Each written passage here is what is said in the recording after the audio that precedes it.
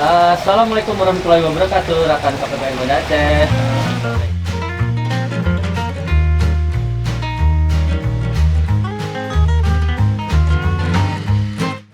Sore ini di suasana yang mendung-mendung manja gitu ya. Tadi siang habis rintik-rintik hujan, tapi mendungnya belum pergi nih. Nah, sore ini kita di sauna yang indah lah ya gitu ya. Enaknya kita ngobrol-ngobrol nih sebelum kita pulang kantor hari Jumat weekend kan, kita ngobrol-ngobrol dulu nih sama Jihan ya. Kita ngobrolnya apa nih Jihan, enaknya Jihan? Gini deh, kemarin itu saya habis baca-baca nih terkait dengan pembiayaan ini. Menarik tuh karena sekarang juga kan ada musimnya orang terjebak pinjol gitu ya, pinjaman online gitu ya, sampai semuanya makin banyak dan seterusnya gitu kan. Nah, mungkin kita sore ini ngobrolin terkait ini aja gimana? Boleh ya? Oke. Langsung kayak nyanyi enak nih sore-sore gitu kan. Nah, oke. Sebelum ngobrol terkait ininya, saya pengen tahu nih Jihan, kalau di KPPN Banda Aceh Jihan kan di seksi bank nih. Nah, itu tugasnya apa aja sih di seksi bank itu Jihan? Kalau yang sehari-hari nih Pak, itu penyelesaian perizinan Pak, kita bisa ada pengelolaan fasilitas, ada pengelolaan kas, kemudian ada refund pajak kita juga, sama ada mau pembiayaan. Nah, ini Jihan nih yang mau saya kulik lebih lanjut nih terkait dengan pembiayaan ini nih. Nah, saya mau tanya-tanya nih berarti Jihan terkait dengan ini ya. Ini apa sih sebenarnya Jihan? Di UMI itu program pemerintah Pak, yang menyediakan fasilitas pembiayaan bagi pelaku usaha mikro yang mungkin masih kesulitan mengakses pembiayaan dari perbankan. Oh iya iya iya. Oke. Terus kalau yang mungkin banyak juga nih rekan-rekan ada yang belum paham gitu kan terkait dengan ini atau kredit ini seperti apa gitu kan. Mungkin kita lebih sering dengarnya kan KUR ya, kredit usaha rakyat. Nah, apa bedanya nih ini sama KUR itu apa sih bedanya? Mungkin beberapa bedanya itu yang pertama di plafon ya Pak. Itu plafonnya itu udah lebih besar, yaitu sampai dengan 500 juta Pak. Kalau UMI sampai 20 juta. Terus lembaga penurun Pak, kalau misalnya dia pun dari perbankan, atau kalau misalnya pensiunan itu dari KPBD lembaga keuangan. Oh, memang targetnya sebenarnya beda gitu ya. Targetnya berarti apa tujuan untuk pembiayaan ini? Suatu usaha yang visible tapi belum bankable Pak. Jadi memiliki usaha tapi masih kesulitan melakukan akses pembiayaan dari bank. Kemudian ada usaha baru. Ini kalau di UMI itu dia biasanya harus individu atau boleh berkelompok atau gimana dia? Jadi Pak, kalau dia sistemnya nggak pakai agunan, itu jadi kelompok. Oh, boleh nggak pakai agunan? Boleh Pak. Enak banget. Nggak pakai agunan bisa dapat modal usaha. Nah, apa itu keren tuh. Terus ada kriterianya nggak supaya bisa dapat akses pembiayaan UMI tadi, ada kriteria nggak sih untuk kita misalnya harus baru memulai usaha atau gimana gitu, ada kriteria khususnya nggak sih? Ada Pak beberapa kriterianya. Yang pertama itu kalau usahanya itu belum memiliki legalitas usaha kayak NPWP gitu Pak, sama belum memiliki sertifikasi COVID kayak BPOM. Oke. Terus apa lagi? Terus keterkaitan usaha usahanya itu dalam kondisi jadi belum terkait dengan Oh, kayak misalnya belum punya karyawan gitu ya. Oke, terus apa lagi? terus jenis komoditinya Pak atau barang yang ada di usahanya itu jadi sesuatu bergantung. Oh, jadi nggak harus misalnya ketika pinjam produknya roti, jadi harus jualan roti terus nggak harus kayak gitu ya. Bisa habis roti jualan cimori. Oke ini. Oke, misalnya kayak gitu ya berarti Dian. Terus ada lagi nggak Dian? Tempat usahanya Pak, jadi tempat usahanya itu waktu disebutkan Berarti kayak misalnya ketika di awal dia jualan di rumah, terus nanti dia sudah bisa nyewa toko, boleh juga dapat pinjam UMI nanti gitu ya. Nggak harus ketika sudah punya toko nggak boleh pinjam ya, kayak gitu ya berarti ya. Oke. Plafonnya berapa tadi? 20 juta ya. Itu dari awal terbitnya program ini 20 juta atau gimana sih? Atau ada perubahan? Di awal tuh Kak di tahun 2017 itu 10 juta. Tapi sekarang udah jadi 20 juta loh, gede banget sih kalau nggak kita usaha 20 juta itu banyak sebenarnya bukan buat apa-apa, tapi kan mungkin ya disesuaikan ya, nggak harus 20 juta juga gitu, tergantung dari si debitur tadi dia mau pinjam sesuai dengan kemampuan dia. Mungkin kalau sedikit triknya bisa dicoba dari misalnya 3 juta dulu, 5 juta dulu gitu ya, tapi kalau udah meningkat bisa sampai 20 juta, nah gitu ya mungkin ya dia ya. Terus lanjut nih ya pertanyaannya, skema penyalurannya gimana Jan? Apa debitur itu langsung minjem ke pemerintah atau seperti apa gitu ya? skema penyalurannya itu ada dua tahap. Pertama penyaluran langsung, kedua penyaluran langsung. Kalau dia penyaluran langsung, itu penyalurannya dari PIP dulu, kemudian ke penyalur, baru ke debitur Pak. Kalau penyaluran langsung itu ada pensi sama sebagainya. Kemudian kalau penyaluran tidak langsung, itu skema penyalurannya dari PIP, kemudian ke penyalur, kemudian ke lembaga lintas itu Pak, ke koperasi gitu, baru ke debiturnya. Terus apa bedanya tuh di antara dua model tadi? Misalnya apa bunganya lebih besar atau gimana gitu? Bunganya ini kan rendah banget ya Pak, 2% sampai 4%. Tapi mungkin karena penyalurannya tidak langsung, dan mungkin aja bunganya jadi lebih besar. Tapi mungkin sedikit aja gitu ya selisihnya ya, nggak jadi kali gitu ya. Terus, nah di skema pembiayaan umum ini semuanya modelnya konvensional pakai bunga tadi atau gimana nih? Kan kalau ini karena kan kita kalau di Aceh ya kita kan tahunya semuanya harus berbasis syariah gitu kan. Nah, itu gimana nih di pembiayaan ini? Ada konvensional, ada yang tidak. Kebetulan di Aceh kan harus syariah, jadi di Aceh syariah. Semuanya prinsipnya syariah gitu ya. Berarti nggak pakai bunga ya, pakai margin ya. Iya, Pak. Iya, iya. Terus bisa dicontohin nggak Jihan kira-kira misalnya kita buat simulasi lah gitu ya, marginnya itu sekian gitu supaya nanti rekan peserta Indonesia bisa dapat gambarannya gitu kan secara realnya ketika dia mau mengajukan kredit untuk ini dia punya gambaran gitu kan. Kalau kemarin tuh Pak ada debitur yang minjemnya 3 juta, mungkin marginnya 750.000. Jadi dia kalau kelompok Pak, biasanya dia angsurannya itu segitu. Jadi setiap minggu debiturnya itu langsung 75.000. Ya, cukup ringan sih sebenarnya kalau 75.000 kali berapa minggu tuh? Kalau Biasanya itu yang tenornya 50 minggu. tenornya 50 minggu, berarti kan hampir setahun tuh. 50 minggu kan hampir setahun ya, ringan lah 75.000 sekali angsur, 75.000 setiap minggu gitu kan, nggak terlalu berat mungkin ya. Itu kalau minjemnya 3 juta ya, Iya. 3 juta. Kalau 20 juta ya mungkin lebih besar, tapi saya rasa sih ya kalau dibandingkan dengan kalau kita minjem ke bank akan lebih besar gitu ya. Selain tadi mungkin yang sangat menarik adalah tanpa agunan tadi ya Jiran ya. Kalau di bank kan pasti harus ada agunannya kan gitu. Bagus banget ini. Oke, sekarang saya mau tanya nih, secara nasional ini kan program nasional nih, program pemerintah dari 2017 ya tadi ya, dari 2017. Secara nasional itu realisasinya udah seperti apa sih Jihan? Misalnya nasabahnya sudah berapa atau sudah berapa rupiah yang tersalurkan sampai sekarang? Debiturnya sih Pak dari 2017 itu udah 5,25 juta orang. Wow, banyak juga ya.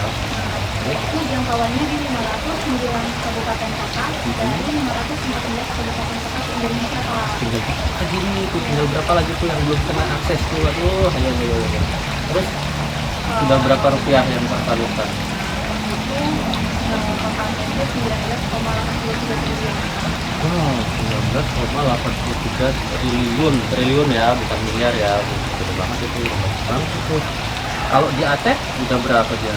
Kalau di Aceh sampai sekarang Pak itu udah menyalurkan ke 21.000 lebih gitu.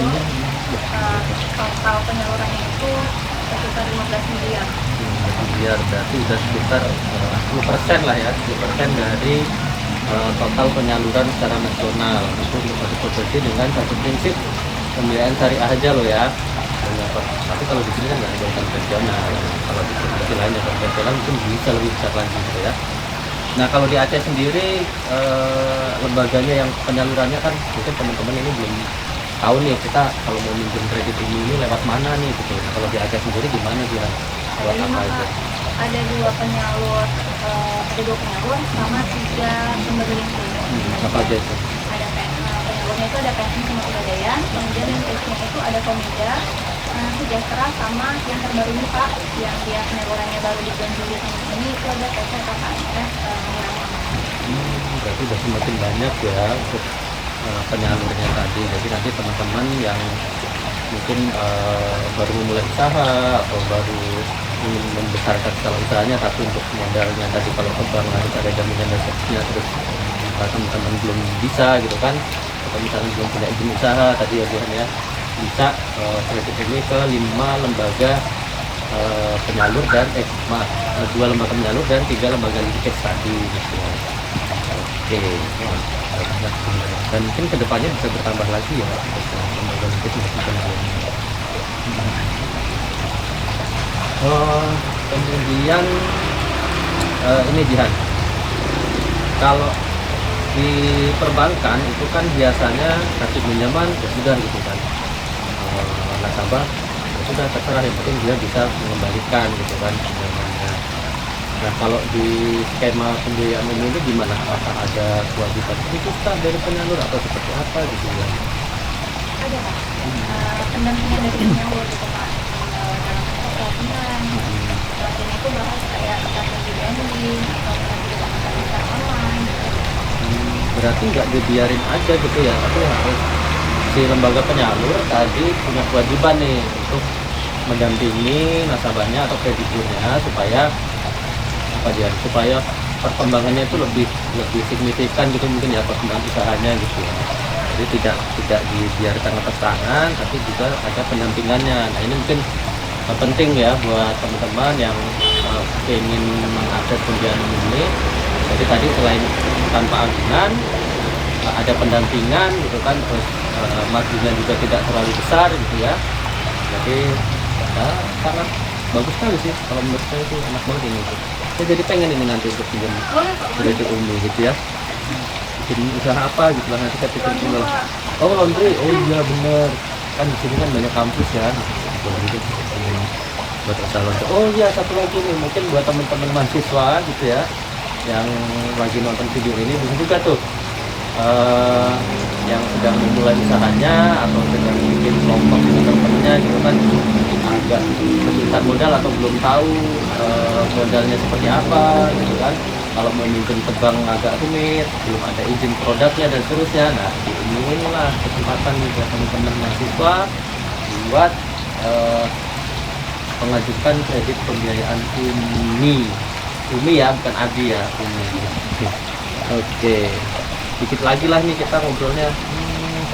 Nah tadi di awal kan saya bilang nih, saya baca-baca gitu kan terkait dengan pinjol, terus yang mencekik, bahkan ada yang ibu-ibu yang sampai ya gitulah, kasihan lah gitu ya, sampai ada yang bunuh diri kalau nggak salah gara-gara pinjol itu. Nah kalau dibandingkan dengan UMI ini sendiri gimana sih Jihan, sebenarnya lebih enak, lebih bagus mana gitu?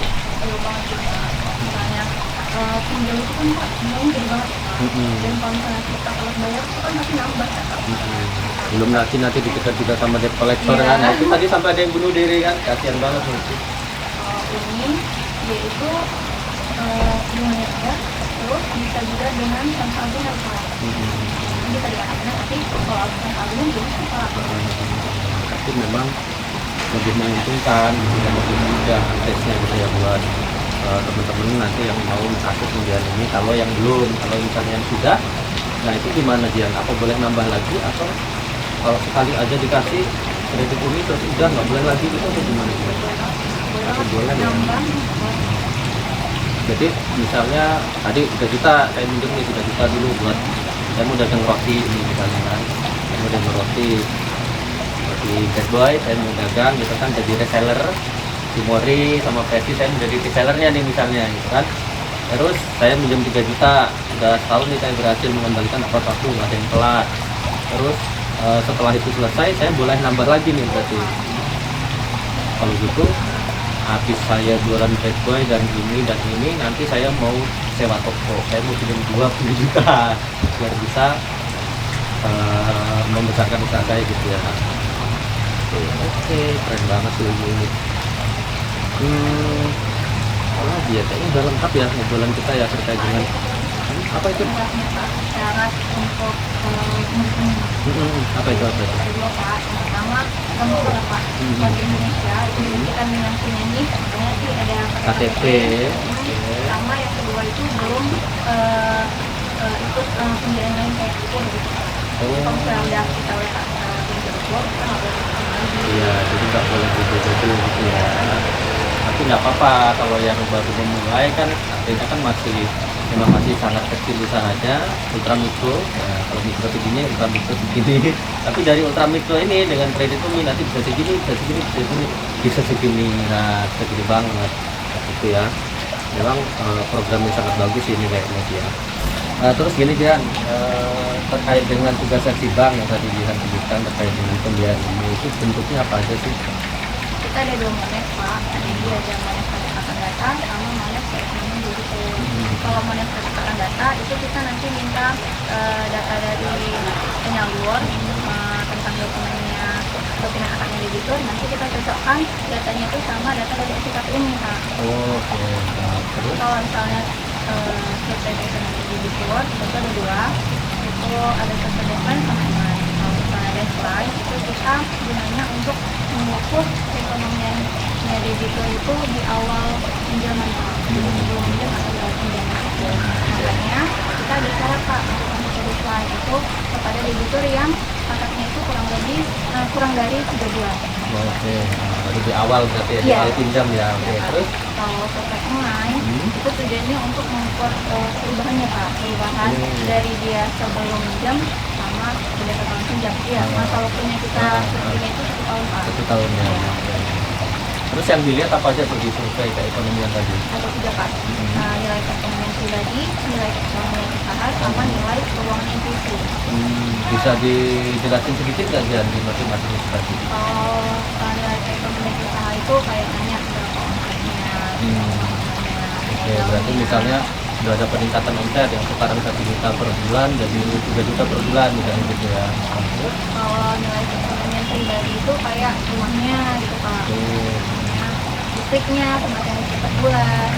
Kalau keuangan inklusif itu keuangan pribadi sama keuangan ekonomi gitu Pak. Kayak misalnya dia udah simpan uang dia sistem keuangan uangnya itu udah gimana, masih sama nggak, masih satu nggak sama keuangan pribadi.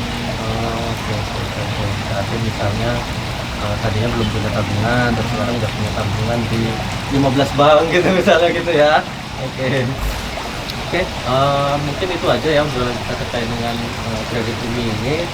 Mudah-mudahan ada manfaatnya. Sorenya masih manja-manja gini, masih mendung-mendung, tapi nggak apa-apa, kita akhiri dulu obrolan kita. Ini udah ngobrol beberapa menit, kita udah mulai haus, udah mulai lapar. Sajiannya udah ada di sini, ada Chef Boy, ada Cimoti, ada Presti yang nanti mau mampir ke warung saya lah ini kayaknya ini ya. Oke, terima kasih buat rekan-rekan KPPN Banda Aceh yang sudah menyaksikan video kita kali ini. Insya Allah bermanfaat ya untuk kita semuanya. Jangan lupa share, like, and comment, and subscribe ke YouTube channel KPPN Banda Aceh, ke Facebook dan Instagramnya juga gitu ya, semua channel media sosial kita lah pokoknya. Website KPPN Banda Aceh juga boleh main-main, nanti ada di sini apa di sini, nah terserah editor lah nanti ya, mau di atas atau di bawah boleh gitu ya. Jadi silahkan diakses. Informasi terkait dengan ini juga mungkin ada di sana, terkait tugas-tugas KPPN juga ada di sana, semuanya ada lah pokoknya. Nanti silakan teman-teman jangan lupa komen, like, and subscribe ke video ini. Terima kasih sudah menyaksikan video ini. Sampai jumpa lagi di video selanjutnya. Bye bye. Assalamualaikum warahmatullahi wabarakatuh. Dah.